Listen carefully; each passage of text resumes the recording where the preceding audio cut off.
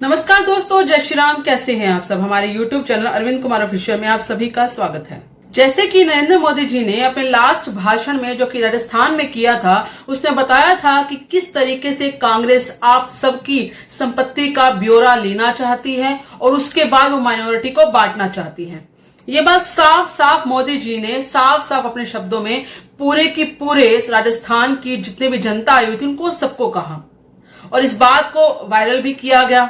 Social media हो, news channel हो या कहीं भी हो, क्योंकि हमारे अगर प्रधानमंत्री कुछ कहेगा तो वो चीज वायरल तो होगी ही सही।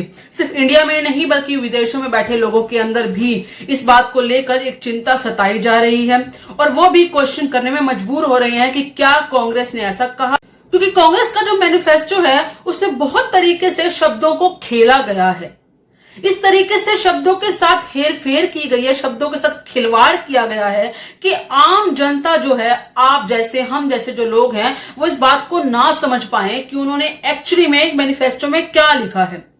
क्योंकि मोदी जी को अपनी राजनीति करते हुए कई साल हो गए हैं। मोदी जी कोई आज के युवा नेता तो है नहीं और वैसे भी राजनीति में जब आप कदम रखते हैं तो राजनीति करते करते आपको ये समझ आ जाता है कि सामने वाली पार्टी अपने शब्दों के जरिए किस तरीके की बातें कर रही है।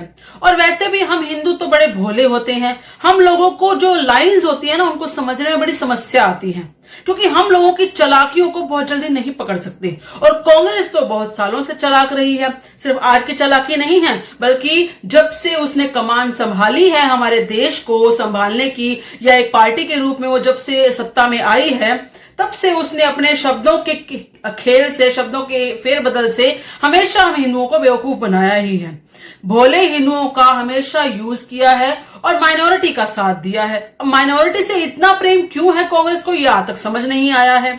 अच्छा, यहां माइनॉरिटी का मतलब ये नहीं कि जैन लोग जो कम संख्या में हैं वो माइनॉरिटी में आते हैं, सिख लोग जो कम संख्या में है वो माइनॉरिटी में आते हैं, बौद्ध कम है तो वो माइनॉरिटी में आते हैं, या और जितने भी छोटे छोटे जो हमारे हिंदुओं से निकले हुए जो अल्पसंख्यक लोग हैं वो माइनॉरिटी में आते हैं। माइनॉरिटी का सीधा मतलब कानून के हिसाब से, कांग्रेस के बनाए हुए कानून के हिसाब से सीधा मुसलमानों के ऊपर बताया जाता है कि माइनॉरिटी में वो आते हैं।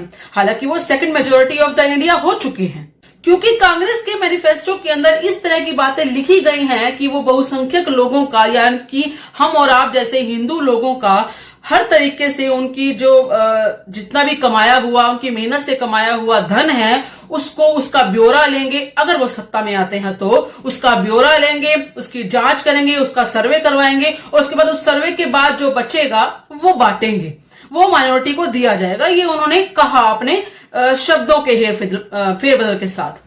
अब यही जो बात है ना, इस पर उन्हीं के एक अध्यक्ष जो कि इंडियन ओवरसीज कांग्रेस के अध्यक्ष हैं, सैम पित्रोदा, उन्होंने उनकी कब्र के अंदर एक आखिरी कील का काम किया है। उनके जो शब्द आए हैं, उनके जो बयान आए हैं, अब आपको बताती हूं कि सैम पित्रोदा ने ऐसा क्या कहा है।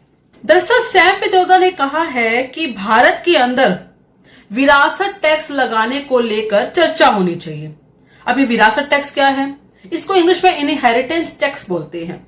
इनका कहना है कि यूएस के अंदर, अमेरिका के अंदर इनहेरिटेंस टैक्स लगता है और उस टैक्स के अकॉर्डिंग यदि मान लो वहां पर किसी की 10 करोड़ डॉलर की प्रॉपर्टी है तो उस प्रॉपर्टी का जो 45% हिस्सा होता है, जो 45% हिस्सा है वो तो उनके बच्चों को जाएगा और जो 55% हिस्सा होता है वो सरकार ले लेगी, सरकार का हक बनता है उसके ऊपर।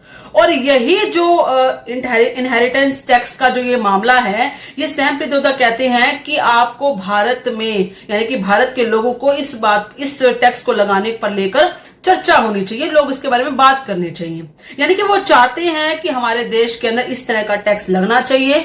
जो मेहनत से कमाया हुआ हमने पैसा बनाया है, जो हमारे दादा परदादा हमारी विरासत बना के गए हैं, जो हमारे दादा परदादा हमारे लिए प्लाट खरीद के गए हैं, हमारी खेत खरीद के गए हैं, या हमारे लिए सोना वगैरह खरीद के गए हैं, हमारी दादियां, हमारी परदादियां, हमारी नानियां जो हमारे लिए प्रॉपर्टी छोड़कर गई हैं, भले वो कहीं फ्लैट की प्रॉपर्टी हो, भले वो कोई खेत हो, भले वो कितने भी किले जमीन हो, कुछ भी, समथिंग कुछ भी, अगर वो विरासत में हमें मिली हुई है, हमारी खुशी से हमें देकर गए हैं, तो ये लोग चाहते हैं कि इस पर बातचीत हो अदरवाइज ये यही चाहते हैं कि इस पर बातचीत ना हो, ये लगाया जाए। बातचीत करेंगे तो लोग सोचेंगे, सोचेंगे तो लोग इस तरह से डिमांड करेंगे। तो ये चाहते हैं कि इस तरह का टैक्स भारत में लगना चाहिए।